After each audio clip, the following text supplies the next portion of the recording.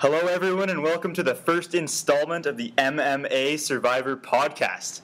I am Michael Hoad, joined by Nick Ashbourne and Mitchell Machtinger, and we'll be your hosts for the entire season of Survivor Blood vs. Water 2. How's it going today, guys? I'm pretty fired up for another season of Survivor. I always mark it on the calendar, and I'm happy to add it to the resume and to the fact that I've seen every season of Survivor. I can't say I have the same level of experience as a Machtinger type. It's been 29 seasons, though, and this show never gets old.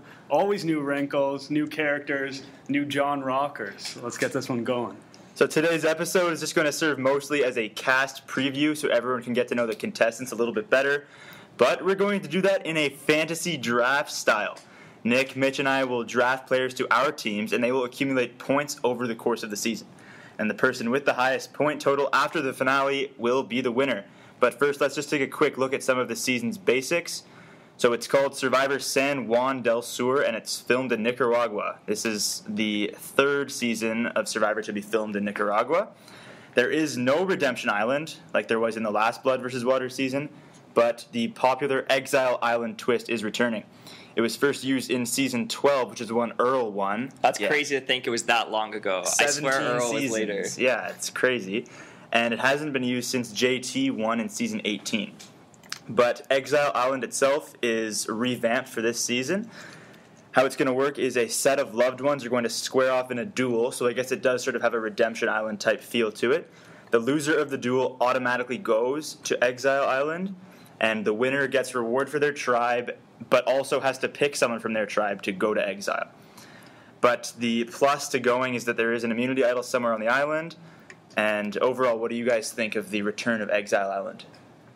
I think it's an interesting twist. Redemption Island, for me, wasn't great. I think you've seen so many times where they'd send a strong player there that they were afraid of, and then that player would just dominate the weak players that would come to face that player. So I think Exile Island's a little bit more complex, especially with the immunity idol included. True. Mitch?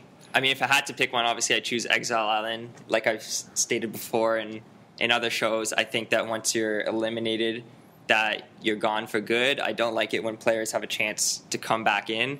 So in that sense, I mean, Survivor, they seem to be trying to add a new twist or bring back an old twist every season. So I'd rather definitely see Exile Island over Redemption Island. Are you cool with the fact that it doesn't sound like there's going to be reward challenges, at least while Exile Island is in play? Are you cool with that? It's interesting because we've seen over the past couple seasons how they've sort of combined reward and immunity into one challenge.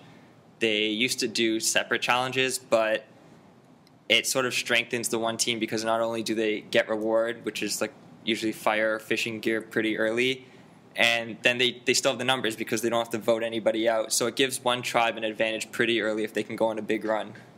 For me, reward challenges don't have high enough stakes a lot of the times for me to be that interested in them over the long haul. You'll see a reward challenge for a lot of food, and the contestants will salivate over this food and whatnot, but you think it probably didn't make that much difference in the scheme of the game. So to see reward challenges minimized is not something that I have a problem with at all. Yeah, especially early on. I mean, towards the end of the season where someone wins and they have to pick a few people to go with them on the reward, that's pretty key because it could piss off people if you don't pick them. But yeah, early on in the game, not really a big deal. So with these basics out of the way, let's move over to the scoring system. Mitch, walk us through. So I take a lot of pride in the scoring system. I created it myself. So I'm just going to go through in order what I have. So the first one, voted out. You don't want to be known as the first person voted out of Survivor. So that's -5 points. If at any point in the season you are unanimously voted out of the tribe, obviously besides your one vote, then that's minus the number of votes against you. So if you're the first one voted out and it's unanimous, it can put you in a quick hole pretty early. And we're also going to count each vote against you as a -1. Again, keeping with the negative theme, if you get sent to Exile Island, it's a -3. But if you find the immunity idol, it's a 7. Winning the tribal challenge is 5. And if you win a reward, it's either tribal or individual, then it's 3 points.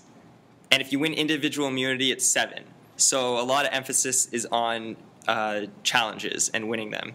If you make it to the merge, it's 7 points, and if you make it to jury, it's 10 points, because sometimes while they merge, the first couple people voted out don't always make it to jury. But if the first person after the merge makes it to jury, we'll just cut out making the merge. Making it to Final Four is 15, and making it to the finals is 20. And if you're the sole survivor, it's 30 points. So you really want to have the winner in your draft pool. And also, if you sweep the final vote, if you're not already winning, it's another 10 points. So that's pretty heavy, and obviously you want the winner on your team and not really focused on challenges, although that will help you get there. Because the season has a special twist with blood versus water, I added another point for that. If your blood wins, then you get 10 points. So you could be voted out first, but if your blood ends up winning, then you still get 10 points. So really, this could go all the way down to the wire. Wow. And a couple more. Voted out with an immunity idol. You don't want to be that guy. So that's minus 15. But if someone gives you their immunity necklace or an idol, that's 5 points. But if the person who gives it to you, if they end up wasting it and they wouldn't have been voted out when it was used, then it's minus 5 for the person who gave it. If you're medically evacuated, it's minus 5. And if you harsh, it is a harsh twist. I had it a lot. I had to think like minus 10 or something, but I was convinced to make it work less. And you have a soul? But if you quit, it's minus 30. So that's. Yeah, you don't want to have the quitter, because even if you have the quitter and the sole survivor on your team, it just cancels each other out to zero sum.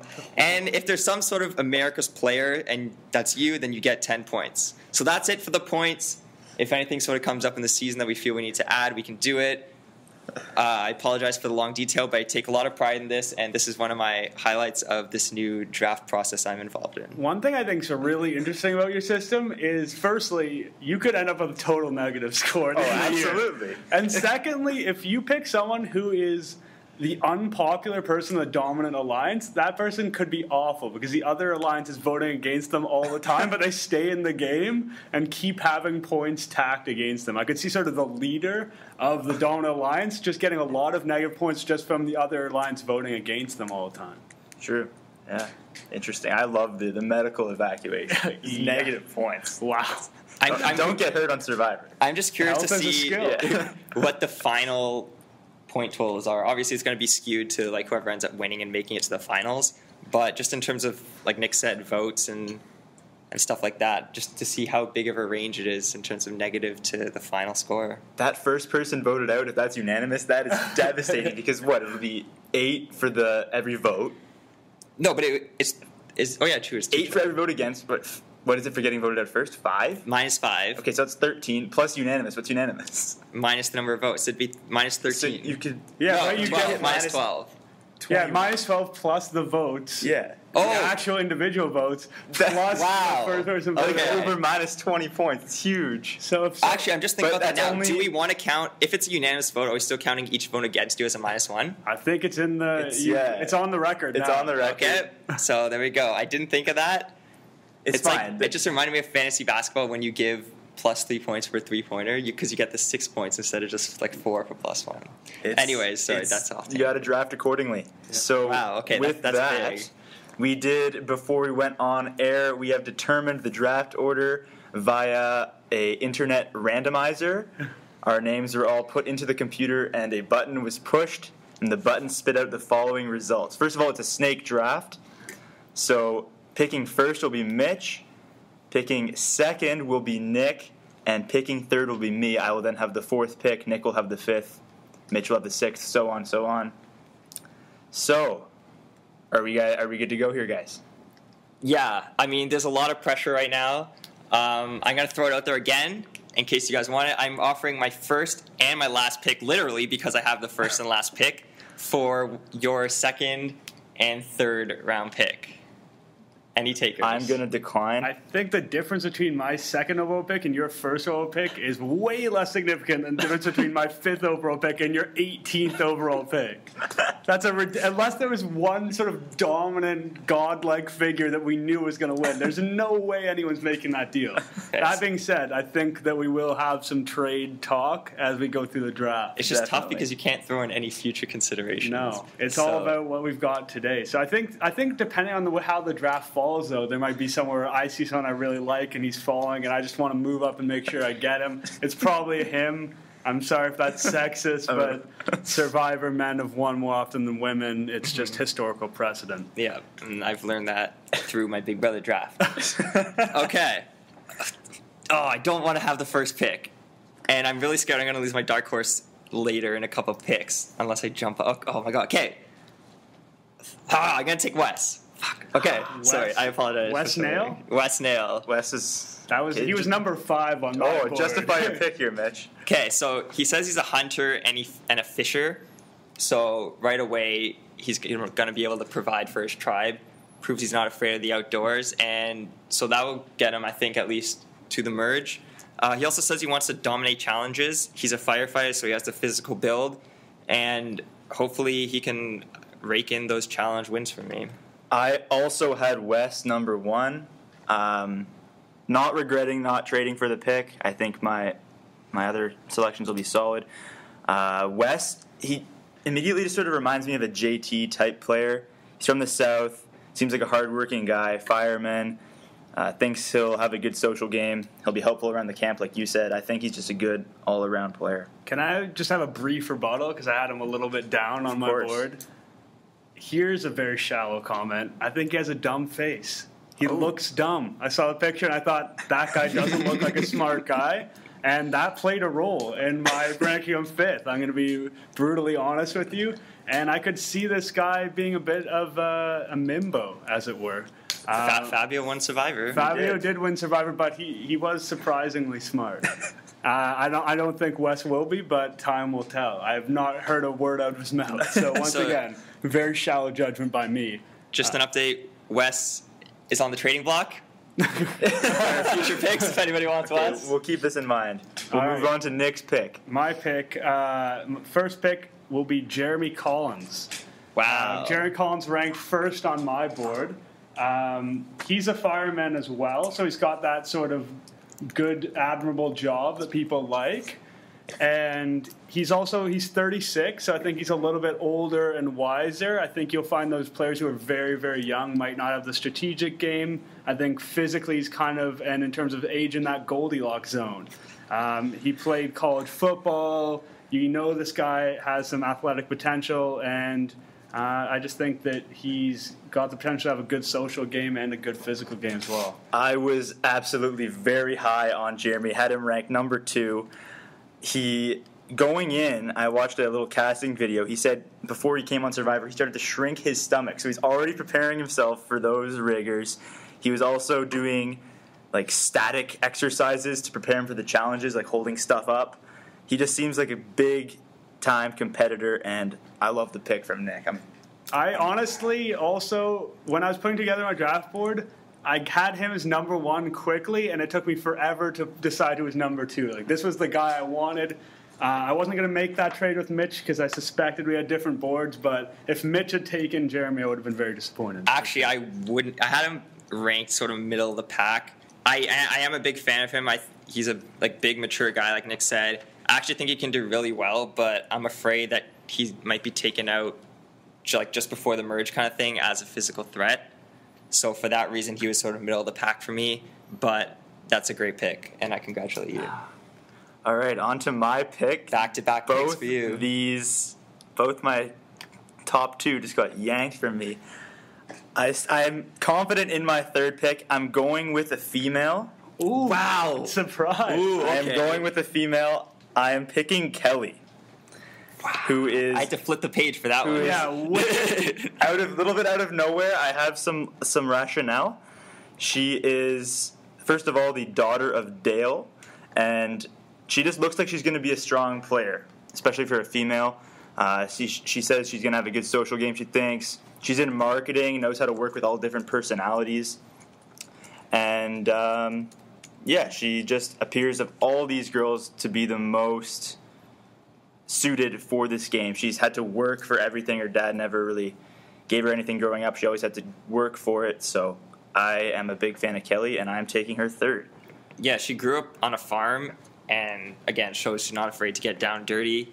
She obviously doesn't sound like too spoiled in that sense. She says her hobbies are soccer and puzzles, so she obviously likes to keep herself active both in mind and physicality, and obviously a lot of puzzles in Survivor, so I think she could be that puzzle person on her tribe. Yeah, I think she's a strong competitor. I'm not going to say we had her on my board, but she was my number 2 female. Okay. I think she's a quality competitor. That's just a middle round pick for me. I think that's a bit of a reach, but time will tell. Time will certainly tell. But I now have the next selection as well, and this one probably won't be as much of a shocker. Going back to the males, taking John. Which John? You have to clarify. Not John Rocker. John, I don't know his last name. Mitch. Jon. That was he was second on my board. He was second on my board, Oh, too. I love it. Okay, perfect. So he was a Michigan State football player, and both he and his girlfriend are competing so that they can get the money to have a surrogate child. Interesting. He's apparently a lighthearted guy, obviously athletic. And interesting, he thinks that having a game plan going in is useless. People who do that are going to be too tied to it. He just wants to go in open mind, assess the situation, and go from there. I actually like that, how he says he doesn't really have a strategy going in, because you have to be able, you don't know what kind of players you're playing with, and you have to sort of be able to adapt on the fly, and you can't really be married to a strategy. I know obviously it's good to have sort of historical knowledge about sort of how people have handled certain situations, but it all depends on the personalities you're dealing with. It's interesting because I had considered trying to make a trade there. I really wanted John. I thought that there's a chance that Hoad would give up that pick because I don't feel nearly as good about the third man on my board as I do about John. Really would have loved to bring home Jeremy and John. Then my next pick's not very creative. I'm gonna play some physical threats early, and then I'm gonna try and. I think that you can find value with social players later in the draft. So my second pick, number 5 overall, is Drew Christie. I'm fired up. It means I got my next pick. Oh, whoa. Sorry. We'll analyze, but I mean, like, I'm happy that So you got those 2 young brothers, Drew and Alec. I said before I don't like the very, very young players. Drew's he's not an old man by any means. He's 25, but I prefer him over his younger brother. Both good athletes. I noticed they're talking about, this really sold me, they're talking about what they would bring to Survivor Island, and the younger brother, very immature choices, things like a Playboy magazine was included, and Drew was all business. I forget exactly what the things were, but it was sort of fishing, flint. He's an athlete, he's a physical threat, he's all business. I don't think that he was the highest upside pick I could have made at number 5, but I think he's got a high floor as well. I think he's a solid, safe pick in that slot. Interesting. I actually had Alec as the higher selection. Drew, in a video I saw, said that he, in college, just quit his football scholarship so he could party harder. Both are good at fishing. Both are single with no interest in romance, but we'll see if that actually happens. And so no romances really happen on Survivor, though. It's not like Big Brother where it's like it can actually help you in the game.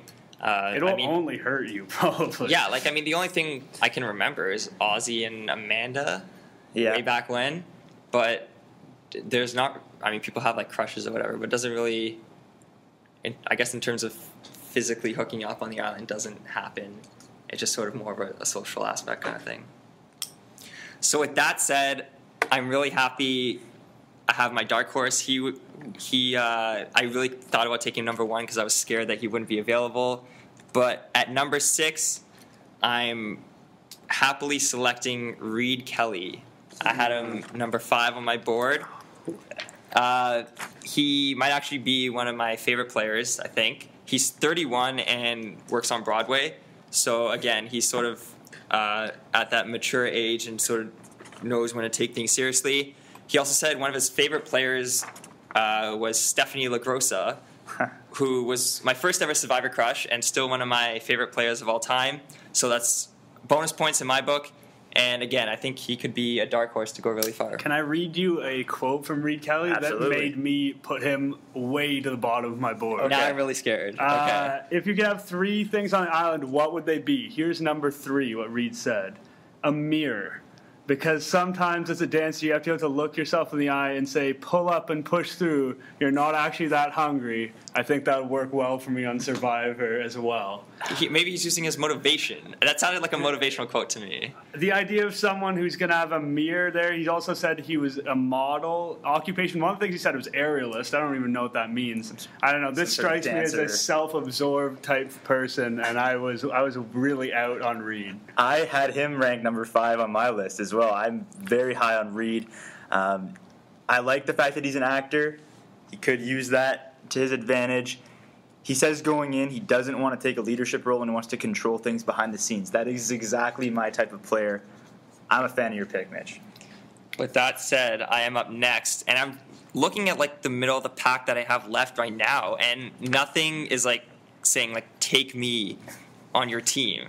I'm gonna go all the way down I like it. to 13. Reach for what you want. Because I don't have another like 5 picks after this, so I'm gonna go to 13 on my board and take Val Collins. Oh, okay. She's a police officer. She says she's loyal and may have to go against her gut, which I don't like, because I always think you gotta trust your gut. I know it's easier said than done all the time, but I think she can do well. I'm hoping. Yeah, I think she just seems like a likable person. She's a police officer. Last year, Tony was the cop and won. Big brother Derek's probably going to win. He's a cop. So this is turning into the year of the cop on CBS. She'll try to keep it going. The question is, though, like we've seen in Survivor and Big Brother, when you're sort of that cop, teacher, firefighter thing, how many of them, because we have a couple on this season, are going to lie about their job? We saw Tony do it last year, and we've seen Derek do it on Big Brother, where they just say that there's something else and not a police officer. I think that's possible. I think it's a smart thing to do. I think a lot of people have sort of an inborn either disrespect or wariness about police officers. So I think that in terms of trusting them and just in a general sense, I think it'd be wise for them to hide the fact they're cop. So I'm up next. I'm going to grab the guy who's number 4 on my board. So I've got 2, 3, and 4 right now. I'm feeling really good about the draft. I'm going to take Reed's boyfriend, Josh Canfield. I liked him better out of the 2. Once again, I like guys in that Goldilocks zone, age and athleticism-wise. So he's 32. I think that's a great age. He's actor, so we talked about that as the ability in a social game. He also has some skills in sort of this profile I'm looking at. He says he can make fire already. I don't know if we're ever going to get to a point where that's super important, but it's always a skill that endears you to your tribe early on. And he's someone with a master's degree, so I know he's got a head on his shoulders, and he's got potentially some strategic games. So between that couple, I thought both of them were sort of all right options, but I liked Josh quite a bit better. Fair enough. Yeah, I like both as well. I had Reed ranked higher, but I can't complain about you taking Josh. I think it's a solid pick. Only thing I have as a knock against him is that apparently he doesn't have a very good poker face. So we'll see if that plays in. But yeah, I had Josh I had him number 6, just below Reed. From his bio, it looks like he doesn't like outspoken people, but for some reason I got the vibe that he is that kind of person himself. So that's Josh, and that might be the first couple off the board. Val and Jeremy are gone. Oh, sorry, Val and Jeremy. Second, okay. But still, I'm going to make it a third blood that's going to be off the board with my 9th selection. I'm going for Alec. Surprised you guys didn't snatch him, especially when Drew was taken at number 5. So I'm pretty pumped to have Alec. Had him 6th on my board. Apparently he's the more laid back one of the 2. Won't get in people's faces. Drew's a model, so that might work against him actually. And he should be good in water challenges like his brother. And just challenges in general. I think he's going to be a beast, rack up some points. Maybe not win, but should be a good point grabber.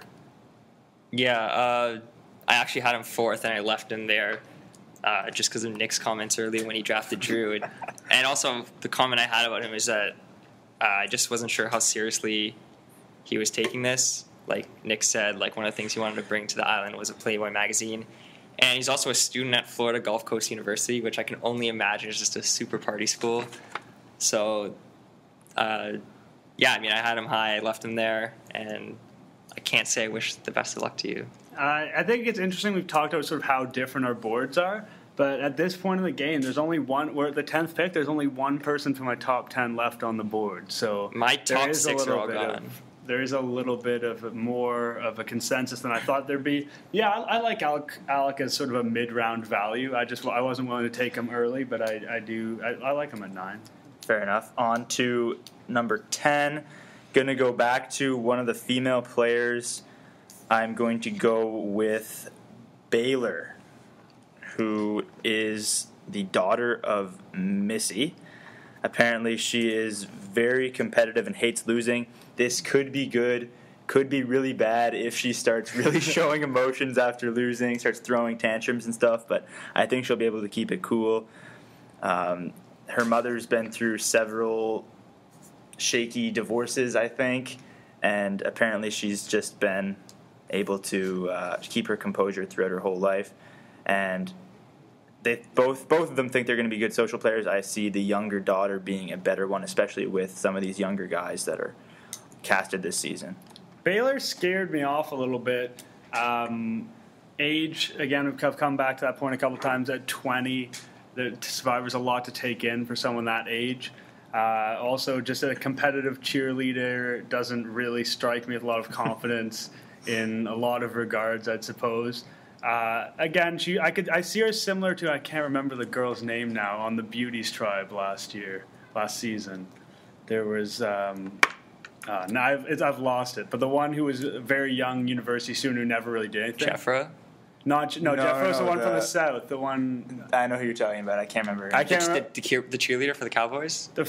No, that was Morgan. So there's the third. I was thinking of Morgan. It's all the other one. Anyway, the fact we can't remember her tells me that that's sort of the kind of thing I was thinking that she might be similar to.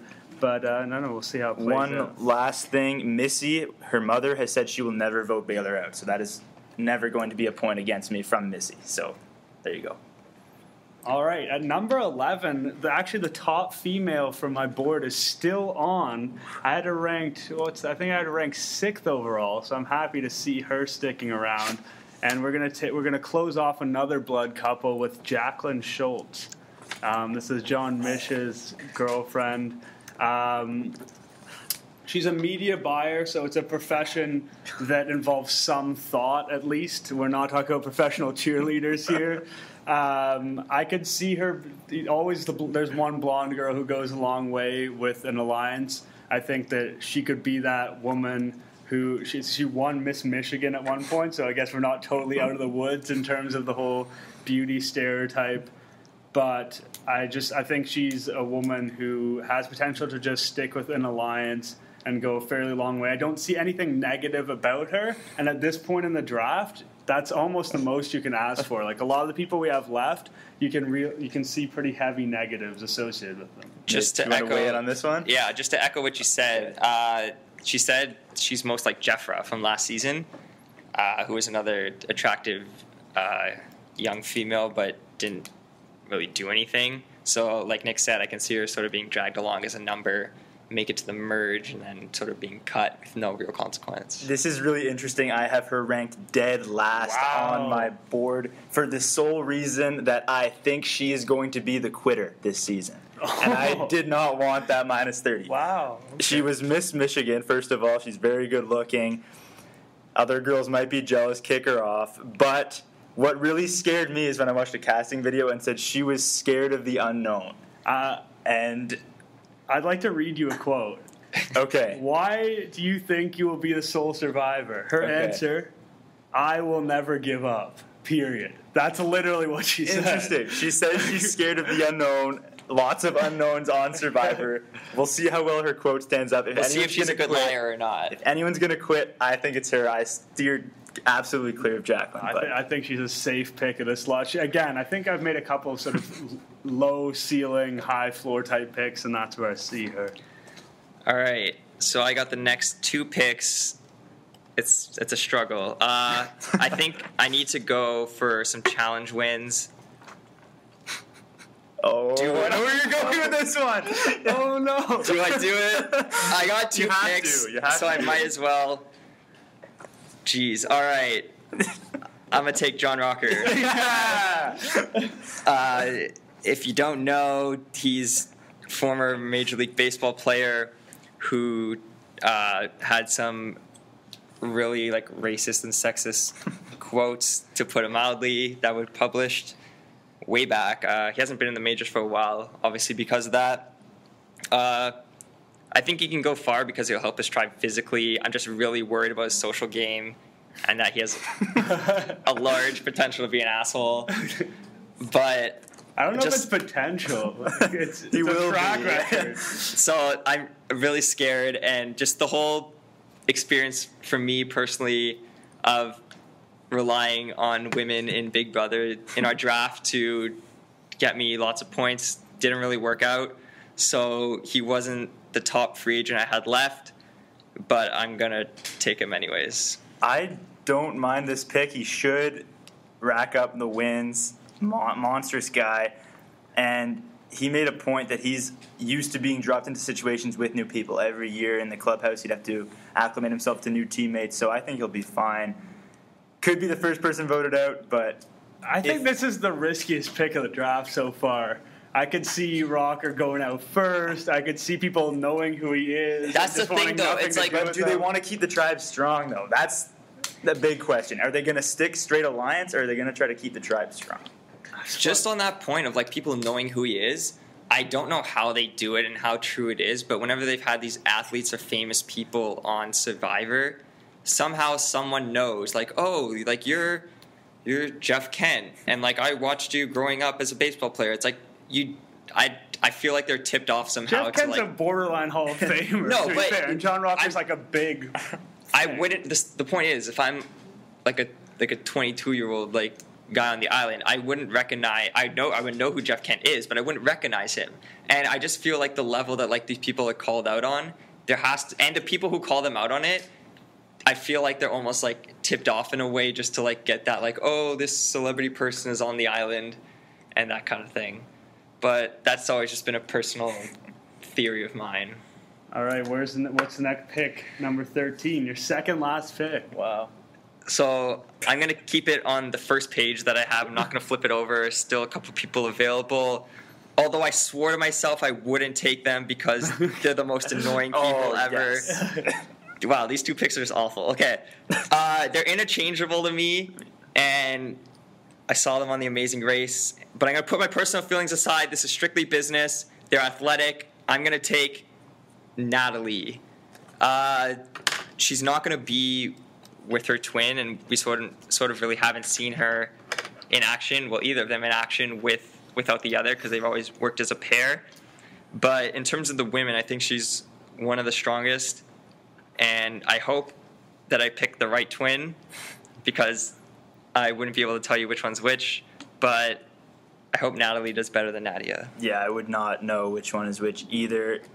They should be decent, I would think. 2 seasons of Amazing Race. Once they came 4th, once they came 11th. They're worried people are going to recognize them.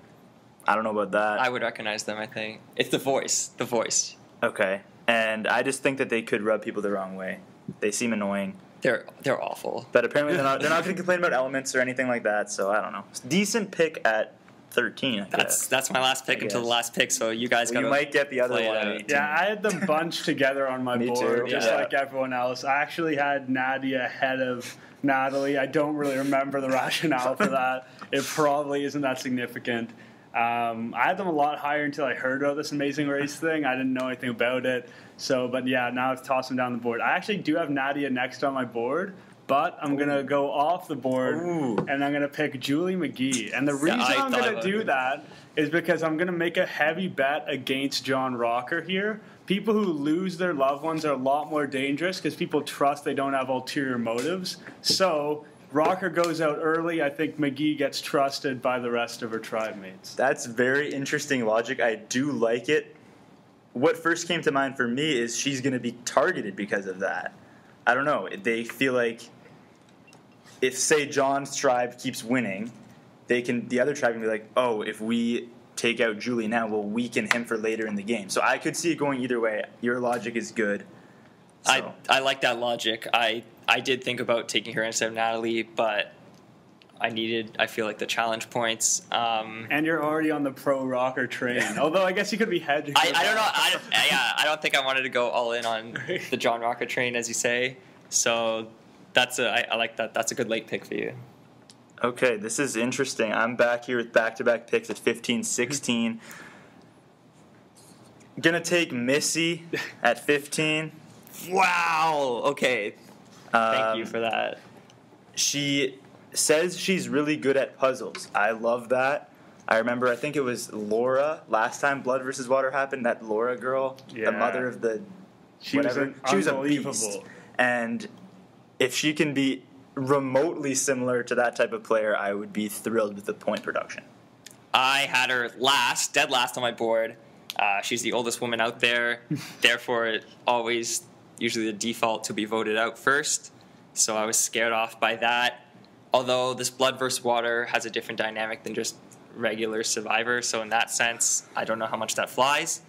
But, I mean, go ahead and take her because I was scared I was going to end up with her on my team. Yeah, I was not targeting her. I don't think she's literally the worst option, but again, we're getting down to the gritty aspect. You're looking for not negative points at this point. Where like any positive points you get, like that's a sweet bonus. I don't know where I'm going with pick 16 here. I'm taking one of the older gentlemen. Don't know which one. I hope you don't take that. I am going to go with. Let's do Dale. Ooh, last time I. You know what? No, there's a reason for this, and it really touched my heart. In his casting video, he declares the wonderful statement, "He is not here to make friends," and that just immediately grabbed my attention. Taking him, father of Wes. He's a fireman. Father of Kelly. You got the Wentworths on your team. Keith is the father of Kelly, eh? No, wait. Did you say? I thought. Who did I take? You took Dale. You took Dale. Okay, no, I'll stay with Dale. Sorry, I misread. He says his weakness is going to be his social game. Wow, I made the wrong pick, but I am happy to have Dale on my team. Yeah, interesting blunder. You know, thank you for that blunder. We're gonna Survivor draft out some kind of huge blunder, and I'm gonna take Keith. No! Oh my god! I thought about Nadia, but I like the points that Hoad made about Keith. I also think Wes has a threat to win, so I could get those bonus for the blood win. So I'll take Keith on my team. You want to make a trade? No. Okay, hold on. Dale for Keith straight up? So, of the three oldest, Keith, Dale, and Missy, I had them ranked in that order. Dale, I was hoping that you wouldn't take Keith because I actually wanted him with my last pick. He was the top rank guy out of the older people.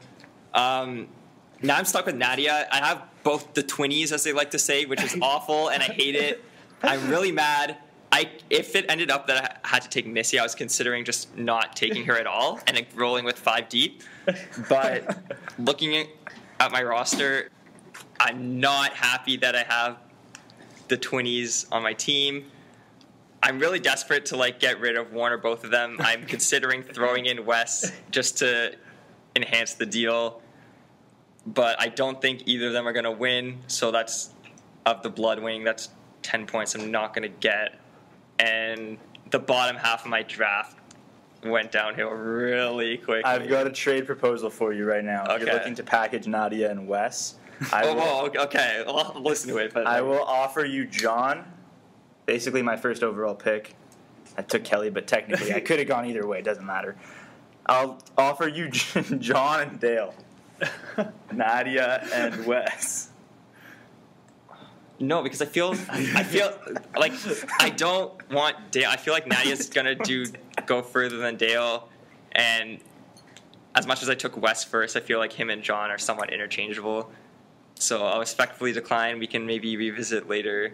Yeah, I think there's probably some trades to be made. I wish I were higher on Wes. If he was sort of a top 1, to 3 guy for me, I would definitely be looking to make a package around Drew Christie and someone in the middle of my board to get him, but I just don't feel that way about him. Let's work out some sort of 3-way trade. Imagine that. Jeez. Well, yeah, these rosters could change by the next episode, but definitely. Let's do a final review of the rosters quick before review. we go. Perfect. Who wants to lead us through? I'll go first since I had first pick, and I'm going to be finishing in first.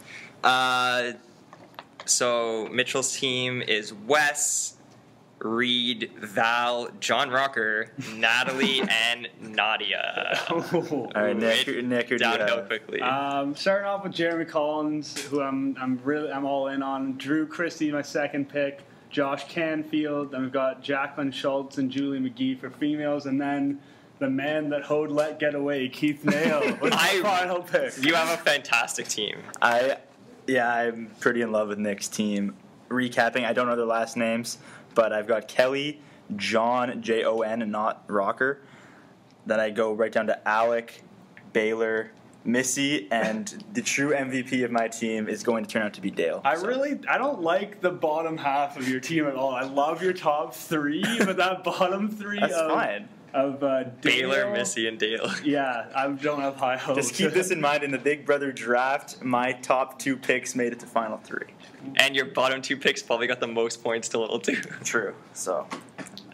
All right. Well, make sure you guys tune in to Survivor San Juan del Sur Wednesday at 8 o'clock.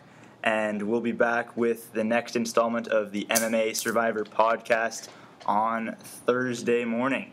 So for Nick Ashbourne and Mitchell Machtinger, I'm Michael Hoad. We will talk to you next time.